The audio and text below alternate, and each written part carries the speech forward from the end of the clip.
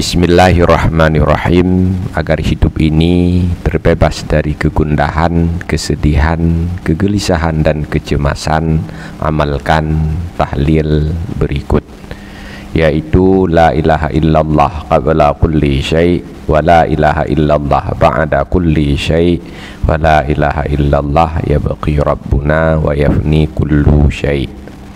Disebutkan dalam sebuah hadis dari Ibnu Abbas bahwa Rasulullah SAW bersabda, siapa saja membaca la ilaha illallah qabla kulli syai' wa la ilaha illallah ba'da kulli syai' wa la ilaha illallah yabqi rabbuna wa yafni kullu syai' ufiya minal hammi wal huzni, maka orang tersebut akan terbebas dari penyakit kegundahan dan kegelisahan. Wallahu a'lam bishawab.